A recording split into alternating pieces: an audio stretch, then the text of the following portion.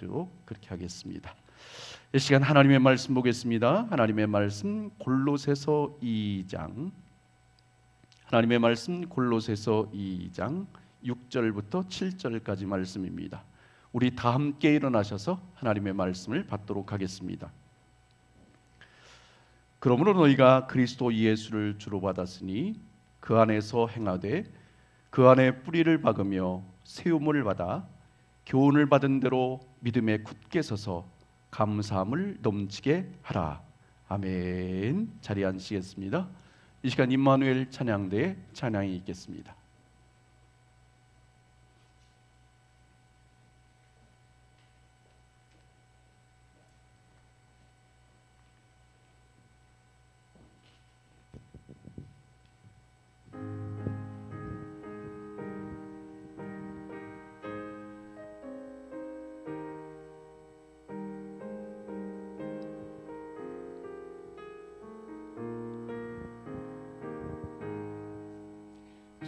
밭에 농부 아가씨 뿌려놓은 후 주 크신 능력 내려 잘 길러주셨네. 또 사시사철 따라 햇빛과 단비를 저 밭에 내려주니 그 사랑 한없네. 온갖 귀한 선물 주님이 주신 것, 그 풍성하신 은혜를 다 감사드리세. 저 산과 들을 보라 참 아름답구나. 길가에 고운 꽃도 주님의 솜씨라. 저 공중 나는 새도 다 먹여주시니 그 사랑하는 자녀 돌보지 않으랴. 온갖 귀한 선물 주님이 주신 것, 그 풍성하신 은혜를 다 감사드리세.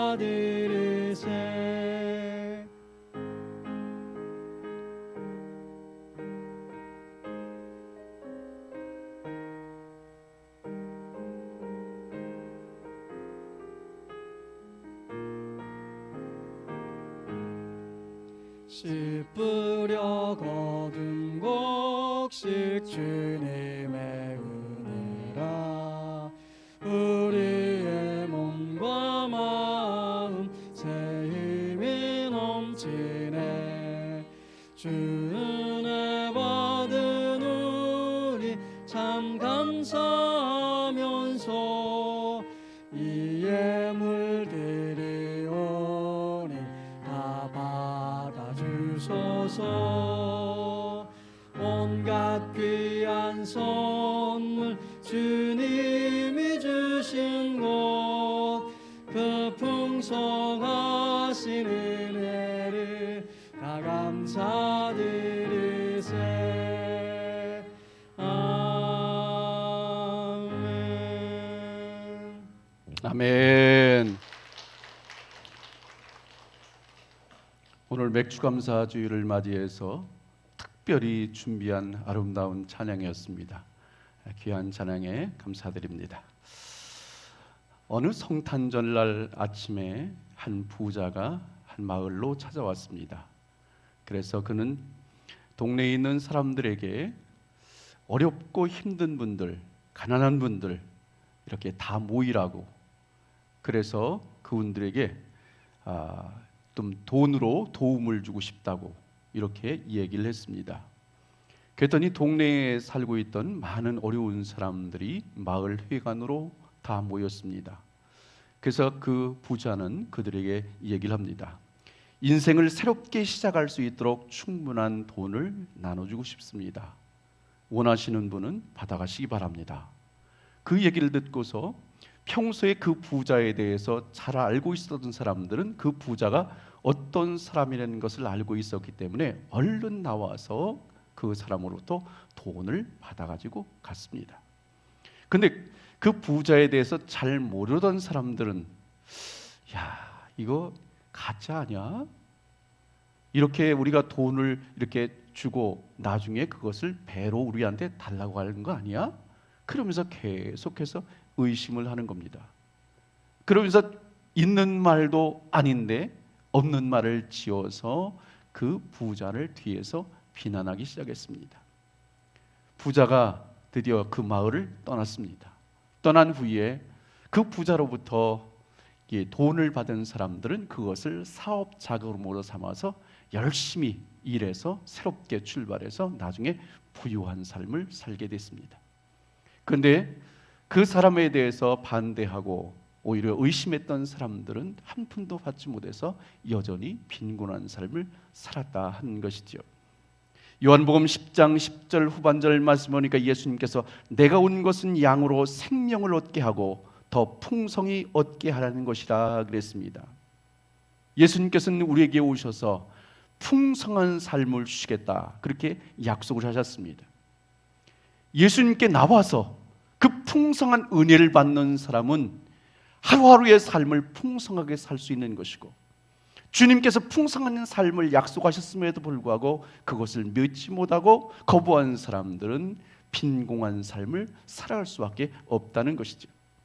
이 자리에 둘러앉은 모든 믿음의 사람들은 예수 그리스도를 생명으로 받은 귀한 분들인 줄로 믿습니다.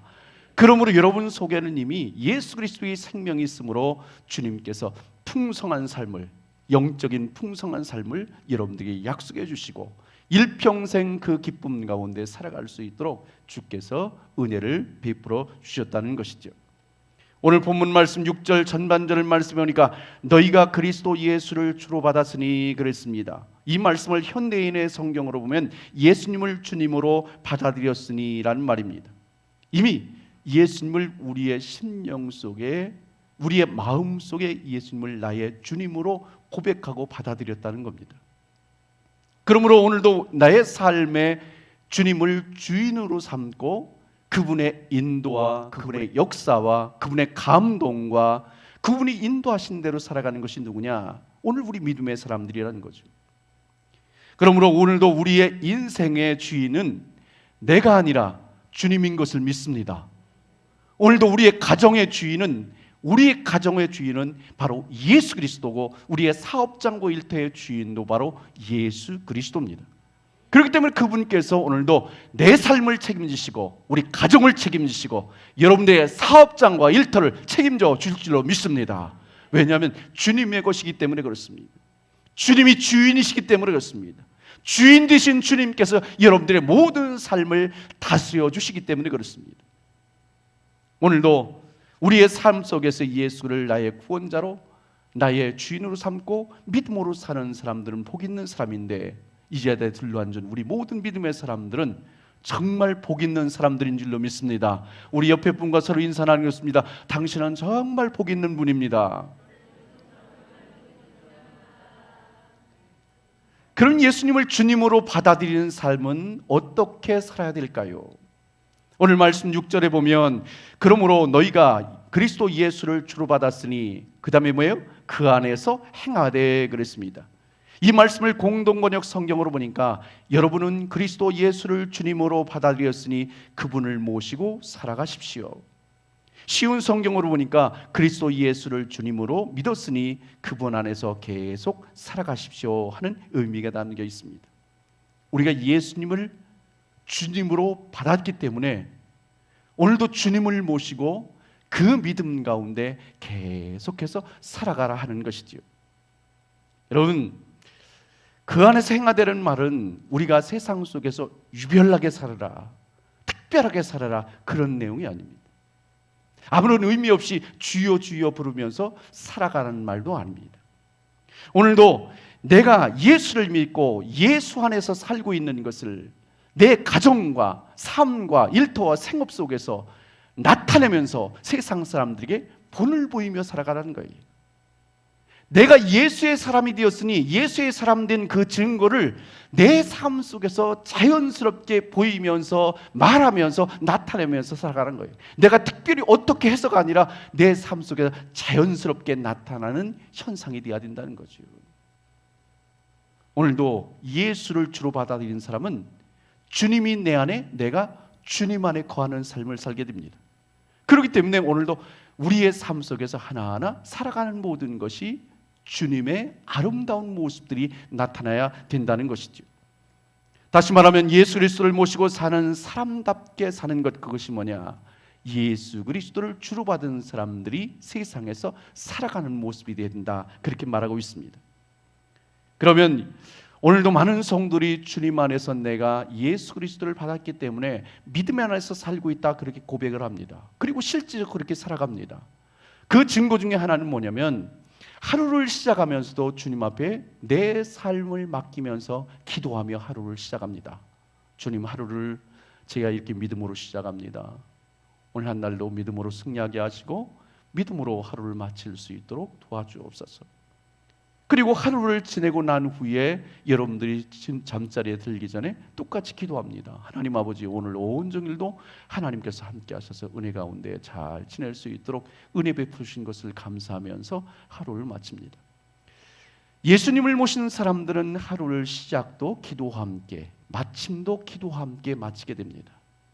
그런데 중요한 것은 가장 많은 시간을 보내고 있는 낮 시간 동안에는 어떻게 보내고 있냐는 거죠. 정말 기도하는 마음으로 주님과 함께 살고 있는가? 아침을 그렇게 시작하는 것처럼, 저녁을 그렇게 시작하는 것처럼 낮 동안에도 어떤 사람을 만나든지 무슨 일을 하든지 기도하는 마음으로 주님과 함께 살아가고 있음을 느끼면서 순간순간마다 살아가고 있냐 하는 것이지요.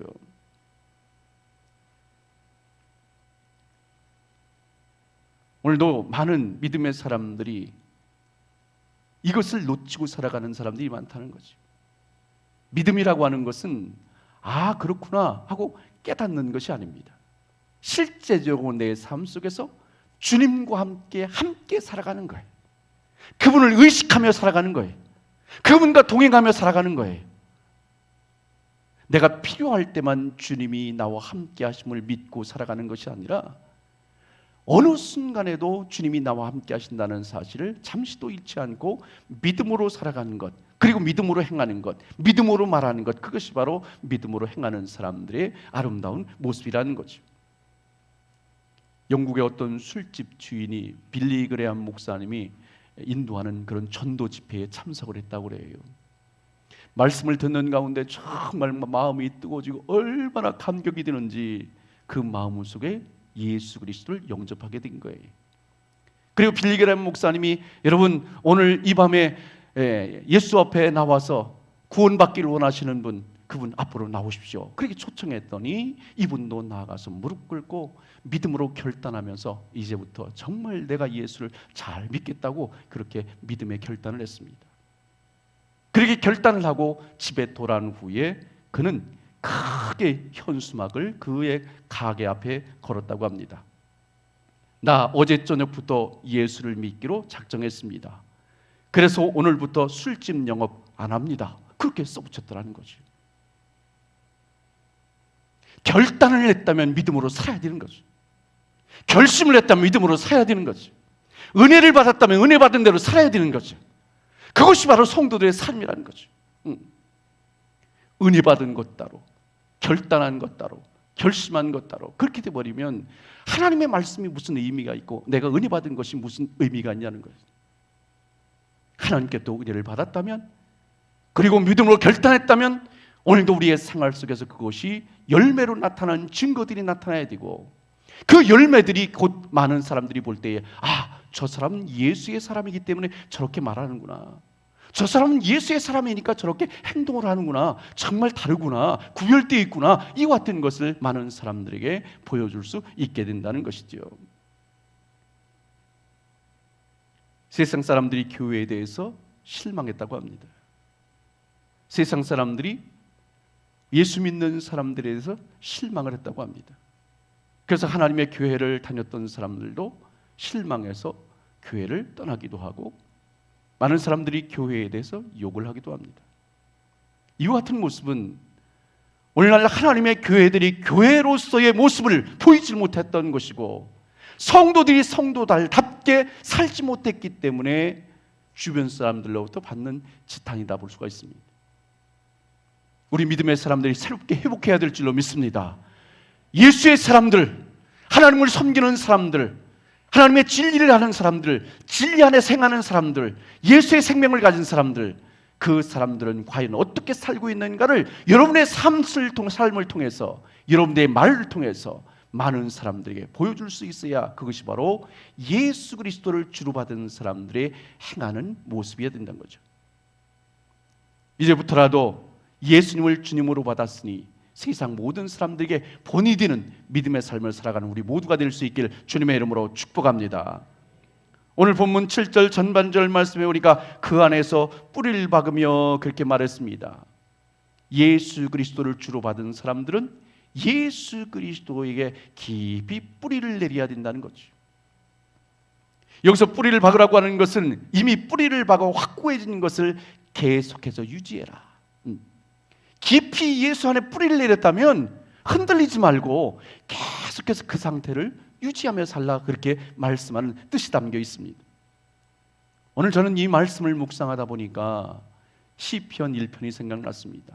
시편 1편 3절의 말씀이니까 그는 시냇가에 심은 나무가 철을 따라 열매를 맺으며 그 잎사귀가 마르지 아니함 같으니 그가 하는 모든 일이 다 형통하리로다.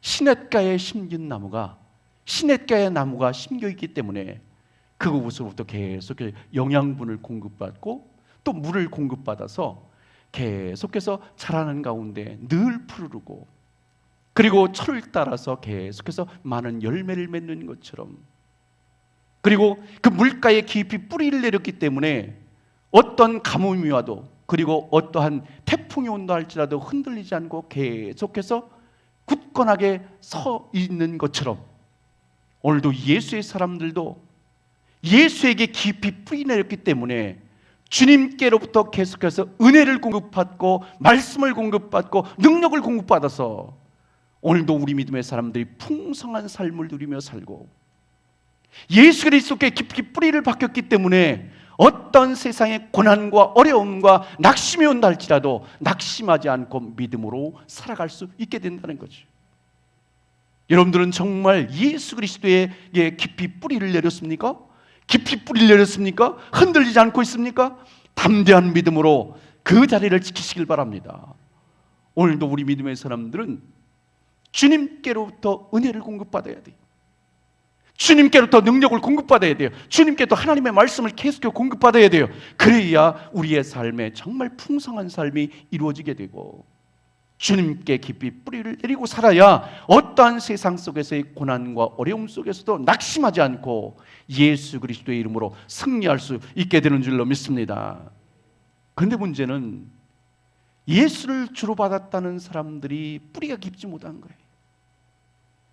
뿌리가 깊지 못하니까 너무나 쉽게 흔들리는 거예요. 하나님의 교회 안에서도 어떤 사람들로부터 상처를 받았다, 아픔을 당했다, 또 다른 사람에게 나에게 별로 마음에 안 든다, 그래가지고 얼마나 많이 흔들리는지 몰라요. 믿음 자체가 흔들려요. 뿌리째 흔들려버려요. 어떤 사람들은 세상에서 조그만 고난이 왔다고 해서, 낙심할 일이 왔다고 해서 너무나 쉽게 흔들려버려요. 우리의 삶 속에 인간관계 때문에 힘들 수 있어요. 세상의 물질 때문에 어려움이 올 수 있어요. 그런 것은 우리가 인생을 사는 한 어쩔 수 없는 일들이에요. 그런데요, 믿음이 뿌리째 흔들려서는 안 되는 거예요. 이 근본적인 것은요, 흔들려서는 안 되는 거예요. 그런데 어떤 사람들은요, 그 위에 있는 여러 가지 힘들고 어려운 인간관계 문제 속에서, 세상적인 일 속에서 흔들리다 보니까 이 뿌리째 막 흔들리는 거, 뿌리째. 오늘도 하나님을 섬기는 사람들은 깊이 뿌리를 내려서 어떤 상황 속에 흔들림 없이 믿음으로 승리하는 우리 모두가 될 수 있길 주님의 이름으로 축복합니다. 여러분이 정원에 나무를 심었습니다. 그 나무를 심었는데 나무가 잘 자라지 않습니다. 그리고 막 나무가 막 누런 잎이 뜨고 막 그렇습니다. 어떻게 된 겁니까? 뿌리가 깊지 못하다는 거예요. 전에 어떤 분으로부터 제가 난을 선물 받았습니다. 그래서 그 난을 잘 키워보겠다고 물도 잘 뿌려주고 잎도 닦아주고 그러면서 잘 키웠거든요. 제가 지금 정말 정성을 다했는데도요, 얘가 막 점점 시름시름하는 거예요. 아니, 나는 정성을 다했는데 왜 이렇게 시름심을 앓고 있을까? 그래서 나중에 분갈이를 하려고 그것을 쏟아봤더니 위에는 흙으로 덮여 있는데 밑에는 스티로폼이 들어있는 거예요. 잔뜩. 그러니까 이 난이 제대로 뿌리를 내리지 못한 거죠. 양양분을 흡수하지 못하는 거죠. 그러니까 시들시들일 수밖에 없다는 겁니다. 여러분, 나무가 깊이 뿌리를 내려야 그곳으로부터 좋은 것들을 공급받는 것처럼 여러분들도 예수 안에 깊이 뿌리를 내려서 견고하여 흔들리지 말고 주님 앞에 서는 날까지 다른 것은 세상 일로 인해서 흔들린다 할지라도 믿음만큼은, 구원만큼은, 하나님께 대한 믿음의 확신만큼은 흔들림 없이 주 앞에 나아갈 수 있길 주님의 이름으로 축복합니다. 오늘 보면 7절 전반절 말씀에 보니까 세움을 받아 그랬습니다. 예수 그리스도를 주로 받은 사람들은 예수 그리스도 터 위에 바로 세워져 가야 된다는 거죠. 이 말씀을 우리가 묵상하다 보면 건물을 세워져 가는 것을 연상하게 됩니다. 그렇구나. 예수님을 주님으로 받았으니까 그 위에다가 하나하나 계속해서 이렇게 우리의 신앙의 집이 지어져 가는구나 하는 것을 깨닫게 됩니다. 여러분, 예수 안에서 깊이 뿌리는 내리는 것도 중요하지만 예수 안에서 계속해서 세워져 가야 된다는 거예요. 예배로 세워져 가고, 기도로 세워져 가고, 말씀으로 세워져 가고, 은혜로 세워져 가고, 성령으로 세워져 가고, 여러분의 집들이 영원한 영생의 집들이, 그리고 영적인 집들이 아름답게 세워져 건축되어 간다는 거죠. 여러분의 집은 어떤 것 같습니까? 잘 지어져 가고 있습니까? 멋지게 지어져 가고 있습니까? 아니면 중간중간 그냥 빠져 있고 그냥 뭐 이 별 볼일 없는 것으로 채워지고 해서 그냥 지금도 금방 휙 하고 바람 불면 넘어질 것 같습니까? 여러분의 믿음의 집을 잘 지으시길 바랍니다. 오늘도 여러분들은 믿음의 집을 짓는 사람들입니다. 하루하루 지어져 가는 겁니다. 계속해서 여러분들이 영적인 진리 위에 여러분들이 하나님의 집을 아름답게 지어져 갈 수 있길 주님의 이름으로 축복합니다. 오늘 특별히 오늘 본문 말씀에서 가장 중요한 것은 7절 전반절에 나오는 그 안에서라고 하는 말입니다. 예수 그리스도 안에 뿌리를 내리고 예수 그리스도 그 위에 믿음을 세워가야 된다. 여러분, 예수 그리스도에게 뿌리를 내리고 그 위에 세워져 가야지 세상에다가 여러분 그것을 뿌리를 내리고 그 위에 세워져서 가서는 안 됩니다. 그와 같은 건물은요, 모래 위에 지은 집 같아서 금방 홍수가 나고 태풍이 불어오면 쉽게 휙 하고 날아가는 거예요. 예수 그리스도 터 위에 뿌리를 내리고 그리고 그 위에 세워져 가야 됩니다. 세상적인 성공이라는 것에 여러분들이 집을 세워버리면, 그리고 뿌리를 내려버리면 그것도 성공이라고 하는 것이 실패로 끝날 때 여러분들로 실패로 끝나는 겁니다. 물질이라는 것에 여러분들이 뿌리를 내리고 그리고 그 위에 여러분들의 인생을 세워간다면 여러분들이 그 물질을 잃어버리는 순간 여러분의 인생도 다 잃어버리게 되는 겁니다. 세상적인 재미에 여러분들이 그곳에 뿌리를 내리고 그 위에 인생을 지어간다면 그 재미가 사라지는 때에 여러분도 똑같이 사라져가는 거예요. 오늘 우리 믿음의 사람들은 영원한 반석 되시는 예수 그리스도, 변함없는 예수 그리스도, 생명의 예수 그리스도, 그 위에 여러분들이 깊이 뿌리를 내리고 그 위에 아름답게 세워져 갈 수 있는 여러분의 인생이 되시기를 주님의 이름으로 축복합니다. 어느 권사님이 저녁 반찬을 하려고 시장에 가서 고등어 2마리를 사왔대요. 그래서 그 다음날 아침이 돼서 고등어 구이를 해먹으려고 고등어를 냉장고에 찾았더니 거기에 웬 신발 2짝이 들어있다는 거예요. 이게 어떻게 된 일인가 하고 신발을 꺼낸 후에 다시 신발장에 가봤더니 거기에 고등어 2마리가 있더라는 거죠. 고등어는요, 냉장고에 있어야 돼요. 신발은요, 신발장에 있어야 돼요. 오늘도 우리의 삶에는 예수 그리스도가 있어야 돼요. 예수 그리스도의 생명의 능력이 있어야 돼요. 그분께서 다스려줘야 돼요. 그분께서 인도해줘야 돼요. 그분이 있어야 될 자리에 내가 있어서도 안 되고 세상의 어떤 것도 예수님의 위치를 대신해서는 안 됩니다. 주님이 있어야 될 자리, 그 자리는 반드시 주님께서 계시고 그분께서 다스리는 삶이 가장 행복한 삶이라는 것을 기억하고 여러분의 삶 속에 늘 예수 그리스도 모시고 날마다 승리하며 살아갈 수 있길 주님의 이름으로 축복합니다. 7절 중반전을 말씀해 보니까 교훈을 받은 대로 믿음에 굳게 서서 그랬습니다. 오늘도 우리가 예수 그리스도를 주로 받은 사람은 하나님의 말씀을 받고 그 위에 굳게 세워져 가야 된다는 거예요. 자, 믿음으로 굳건히 산다는 것은 뭐예요? 견고해서 흔들리지 않는다는 겁니다. 그리고 더 깊이 의미 있게 이 말씀을 들여다보면 말씀 위에 굳게 서서 견고하여 흔들리지 않는 동작을 계속 유지해라. 흔들리지 않도록 계속 유지하라는 거예요. 유럽 여행을 하다 보면 가끔 가다가 그런 분들이 있습니다. 어떤 동작을 일정하게 하고 가만히 있는 분이 있어요. 그러면 사람들이 신기해서 와, 저것이 진짜 동상이야? 아니면 사람이야? 그러면서 이렇게 와봐요. 그런데요, 그 서 있는 사람은요, 눈 하나 깜짝 안 해요. 눈도 깜짝 안 하고 쭉 서 있거든요. 그러니까 이게 실물이야, 가짜야? 그러면서 이렇게 들여다보다가 그 사람이 어이 해요. 그러면 깜짝 놀라거든요. 거기서 이 퍼포먼스 하는 사람들은요, 정말 이게 조금의 흔들림도 없어요. 오늘 우리 믿음의 신앙도요, 흔들리면 안 돼요. 흔들리면 다른 사람 다 눈치채요. 눈 깜빡거리면 다른 사람이 저거 사람이구나 금방 알아요. 오늘 우리 믿음의 사람들도요, 견고해서 흔들리지 말아야 돼요. 믿다가 말다가 해서는 안 돼. 하다가 말다가 해서는 안 돼. 늘 변함없이 그 자리에 서서 하나님 앞에 영광 돌리며 살아갈 수 있길 주님의 이름으로 축복합니다. 고린도서 15장 58절에 보니까 그러므로 내 사랑하는 형제들아 견고하여 흔들리지 말며 항상 주의 일에 더욱 힘쓰는 자들이 되라. 이는 너희 수가 주 안에서 헛되지 않은 줄 알미니라 그랬습니다.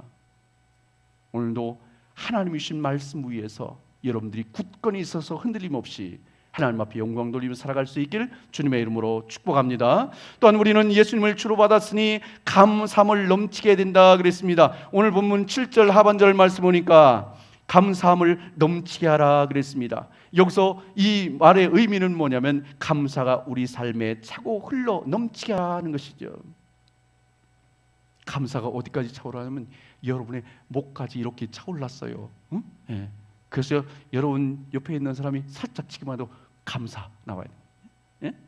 내가 길을 가다가 좀 삐끗해도 감사가 나와야 되고 어떤 상황 속에서 감사가 나와야 된다는 거지.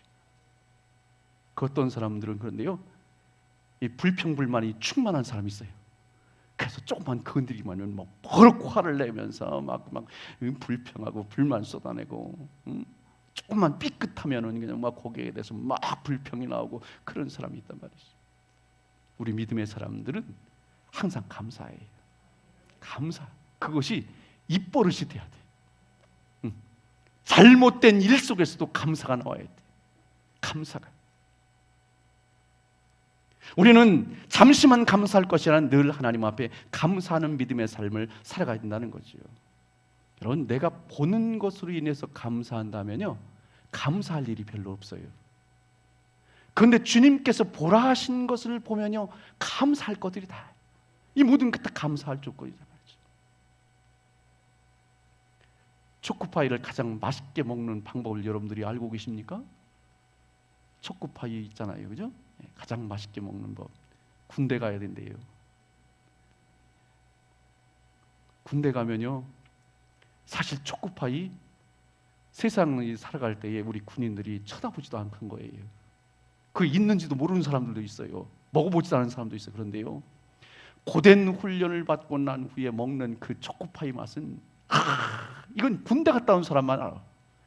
그것도 더군다나 화장실에서 그 몰래 먹던 그 맛.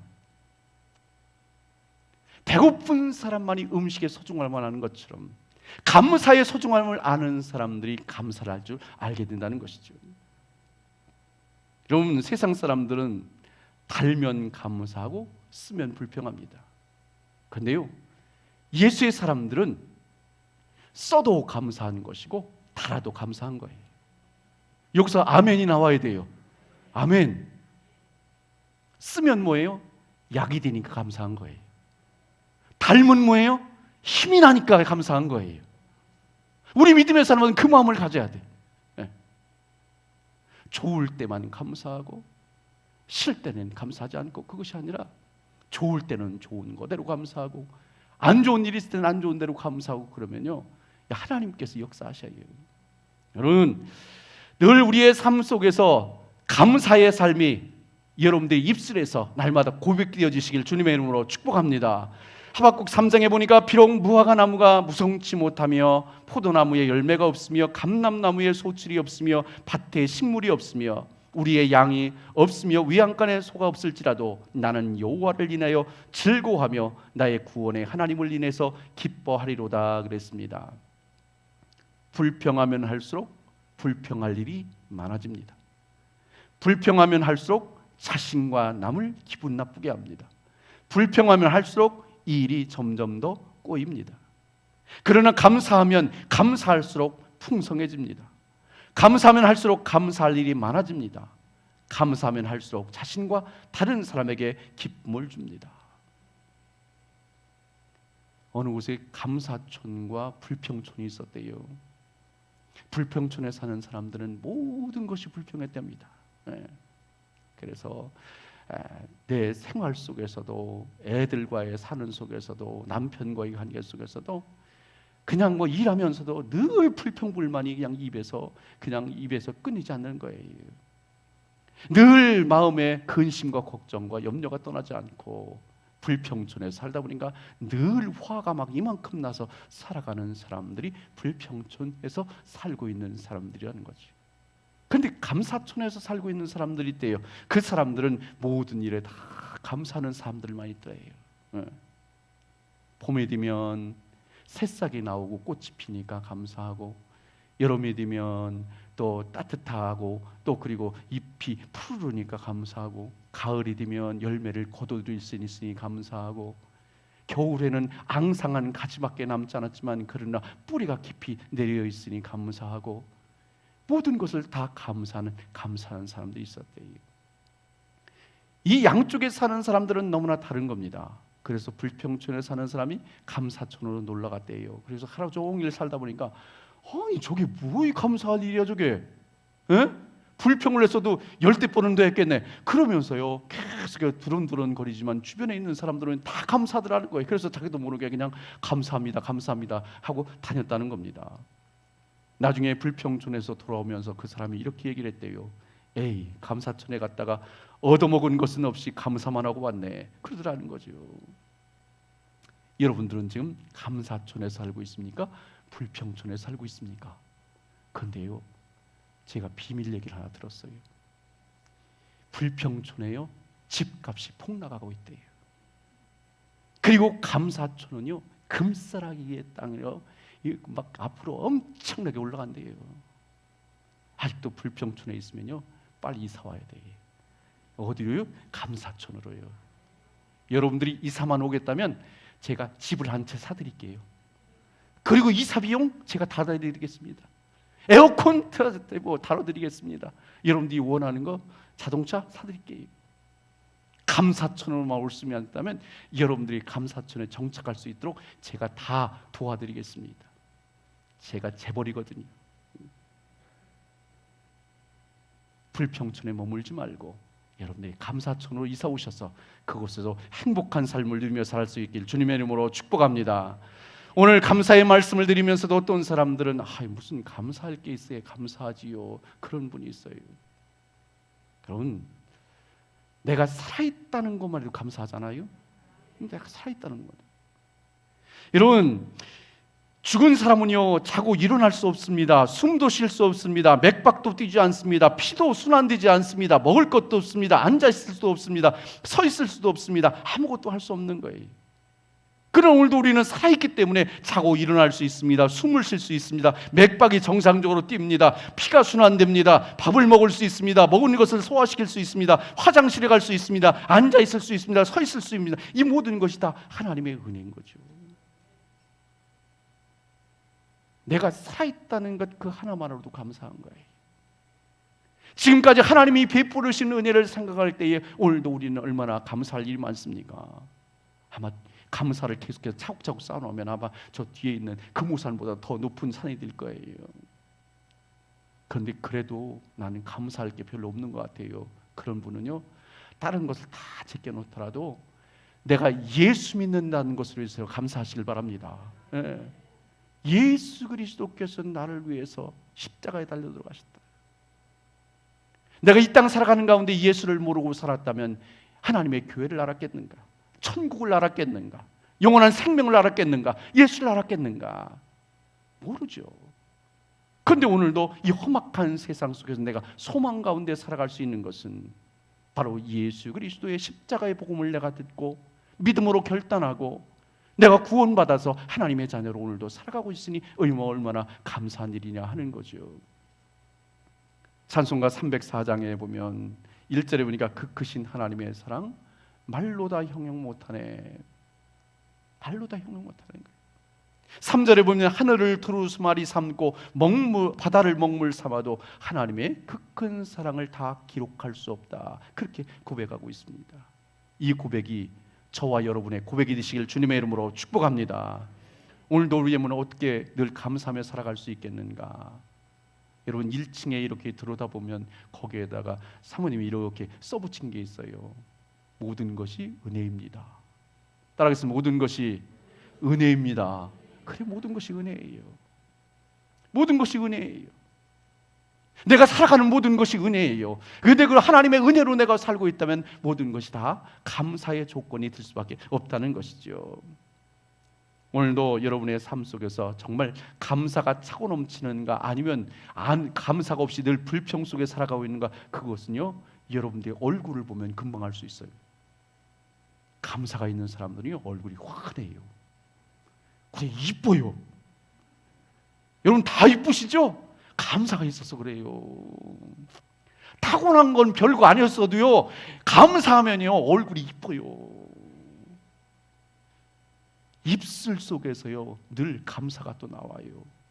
손으로 하고 발로 하는 것들이 다 감사의 일로 모든 것을 기쁨으로 감당을 해요. 감사의 사람이에요. 감사가 차고 넘치는 사람이에요. 여러분 행복의 씨앗을 심으면 그곳에서 무엇이 날까요? 행복이 나는 거예요.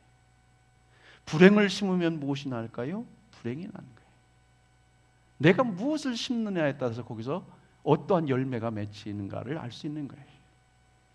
여러분들은 지금 삶 속에서 무엇을 많이 심고 있습니까? 불행한 것을, 불평을 많이 심으면 그곳에서 불행하고 불평한 것들이 나는 거예요. 감사를 심으면 감사에서 감사의 은혜의 열매가 나타나게 되는 거죠. 여러분 감사 체질인 것 같습니까? 불평 체질인 것 같습니까?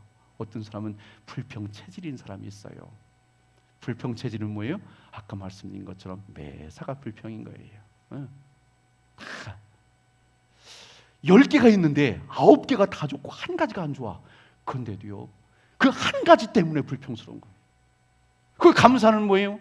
10가지가 있는데 19개는 다 별로 불만스러운 일이 많아. 그리고 한 가지가 좋아. 그런데 그 한 가지로 인해서 감사하는 것이 감사의 사람인 거죠. 여러분의 삶 속에서 늘 감사의 체질이 되시길 바랍니다. 여러분 옆에 분과 인사 나누겠습니다. 저는요 이래봬도 감사 체질입니다. 그럼요. 감사 체질이 돼야 돼요. 체질이 아닌 사람은요 한약을 먹어서라도 체질을 바꿔야 돼. 감사 체질로 바꿔야 돼. 오늘 우리는 맥주 감사주의를 맞이했습니다. 반년 동안 우리의 삶을 지켜주시고 인도하신 하나님, 우리의 눈에는 보이지 않지만 우리의 구석구석에서 하나님이 역사하시고 은혜를 베풀어 주셨기 때문에 오늘 우리가 이마만큼 누리고 이마만큼 은혜 가운데 살고 있습니다. 반년 동안도 지켜주신 하나님께서 마지막 우리 후반기에도 주의 성령께서 지켜주셔서 크게 승리하게 될 줄로 믿습니다. 여러분들이 감사의 문을 열고 들어가면 그곳에 뭐가 있냐? 행복이 기다리고 있습니다. 여러분 감사의 문을 여시길 바랍니다. 그래서 늘 행복한 삶을 누리며 살아가는 우리 모두가 될 수 있길 주님의 이름으로 축복합니다. 기도하겠습니다.